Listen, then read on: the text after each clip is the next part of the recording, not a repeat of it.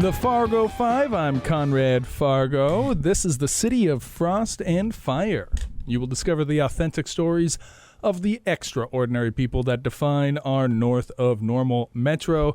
Today, we've got Mike Hennebry with us. And Mike, you're a busy guy.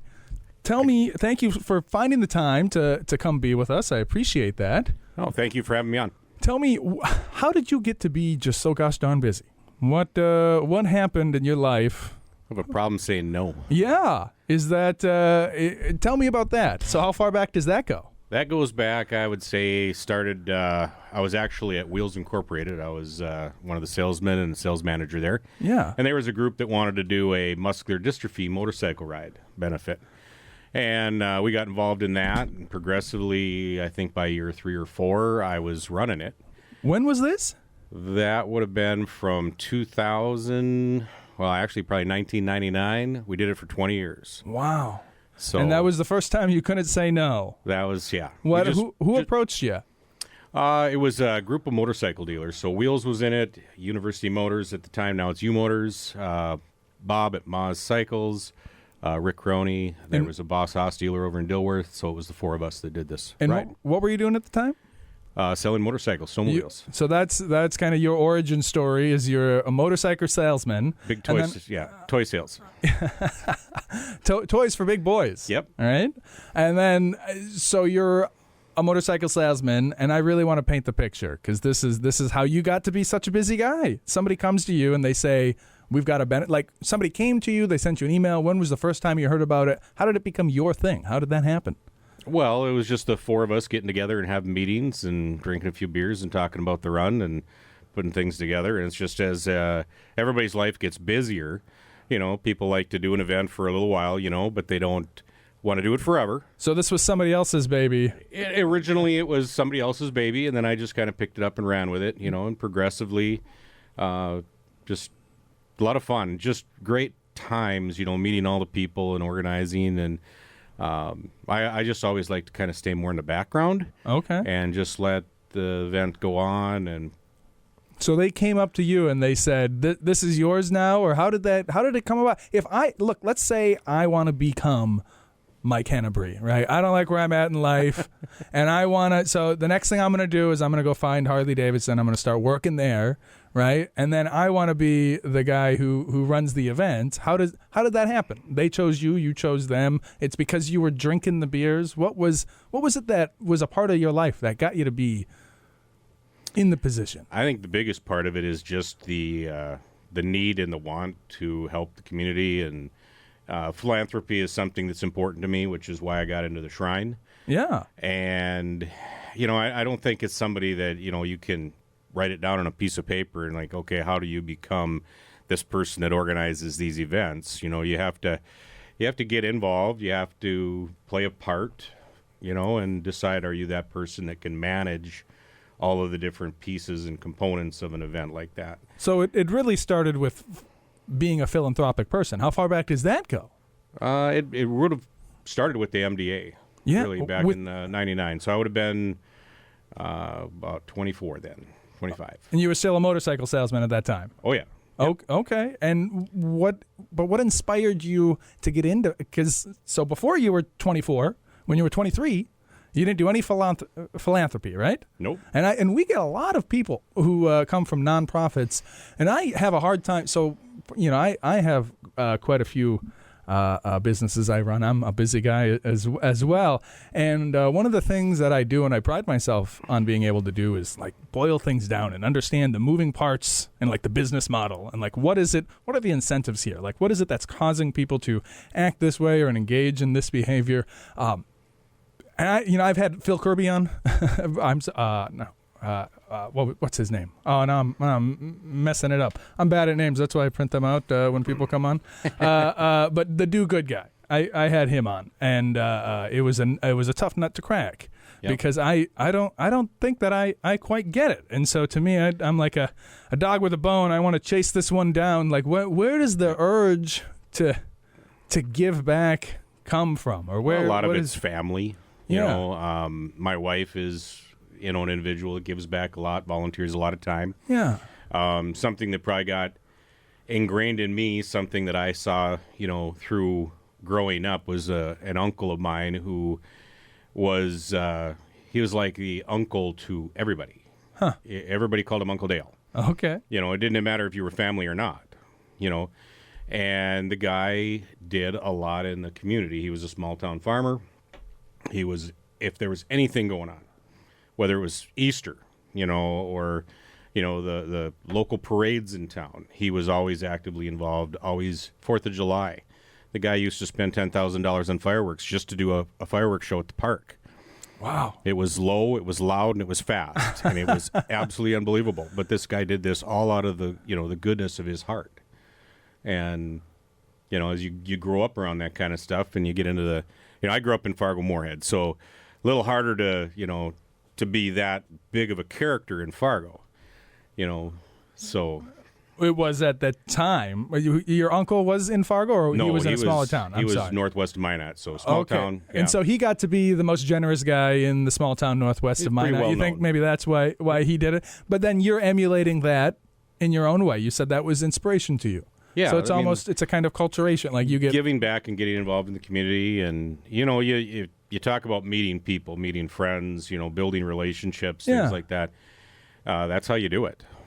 Because the people that you meet while you're doing the philanthropy, they're also doing philanthropy. So it's almost all of the events that I do, and the success behind those events has a little to do with the planning and a lot to do with the people. I tell somebody, I need somebody to do this, and somebody raises their hand. Another person's, I need somebody to do this. They raise their hand, and I get the right people into those spots, and after that, it can take care of itself. So it's almost a form of networking. Oh, absolutely. Yeah. As is the shrine. So you also got involved with the shrine, and when did that happen? So I got involved. That was still kind of tied in with my motorcycle days. Okay. When you're a motorcycle salesman, snowmobile salesman, you're the kind of guy that everybody likes to talk to because I sell fun stuff. Yeah. And there's a motorcycle corps at El Zago called Director Staff. And right now we have 8 Harley-Davidson motorcycles. We parade with them. At that time, we had Harley-Davidson Sportsters. And a lot of the guys that were in that group knew me. And, of course... Because you're the one who sold them the motorcycle. Well, and I rode motorcycle, so what a better guy to get into the director staff than a guy that sells motorcycles. And that's a whole culture in and of itself, is people who ride motorcycles. That's a lifestyle. Yeah. Yeah. Well, and so is anything on 2 wheels and with an engine get you into the club, or is it maybe segregated by brand or even national origin of the brand? Is there any of that? Or well, I didn't sell Harleys, so that was a little bit of a twist there. Okay. But I do. I just love motorcycles. Period. Yeah. There's motorcycles that I've ridden and I absolutely disliked, and there's others that I love than dislike. And not one particular brand, but. Getting into the director staff was intertwined again with family. My father-in-law is a Shriner, not a terribly active Shriner, more on the Masonic side. Okay. And then, of course, my wife is very active in the ladies' side of that. So by joining the Shrine, that was an opportunity for me to get out of the house, do things, get involved. Your wife is in the auxiliary. She's ladies auxiliary. Yeah. She's actually the secretary of the Masonic Lodge. Oh, wow. She's very active in a youth organization called Job's Daughters, that's a Masonic girls organization. She was a Job's daughter when she was growing up. Yeah. She has given thousands and thousands of hours and continues to. And I know you wanted to mention, because you're not a motorcycle salesman anymore.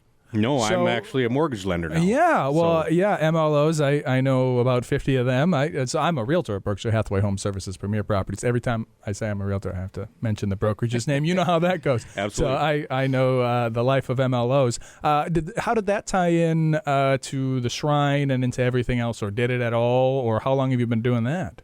I have been doing mortgage for about 8 years. Okay. It actually was an old customer of mine from Wheels. I've been blessed with job opportunities that came from relationships. Yeah. I'm 50, just about 52, and I think I filled out 2 job applications in my entire life. One when I was 16, and then one when I was 45. Okay. Otherwise, I've been hired based on relationships. Yeah. And a past customer of mine reached out to me, and he had acquired a realtor's office, a mortgage lender, and a title company, and he thought that I would be a great fit in the mortgage side. And I did have a background in finance. You know, when I started selling motorcycles, everything was cash. Cash or check. Yeah, nobody was taking out loans to buy a bike. So it was, you know, I learned through Bikes are relatively affordable, right? I mean, they were. Even but cars have gone up. Have bikes gone up even more? Because my Telluride, which is nothing too fancy, was like $50,000. Like, that's a lot of money. I think you can still buy affordable motorcycles, but I think the sky's the limit. You know, it just depends on exactly how fancy, and that just goes with anything, whether it's a new pickup or sports car. You know, you can. Yeah, it just depends on exactly. What's the range? Like, if I wanted to get something decent, you know, reasonable, entry level.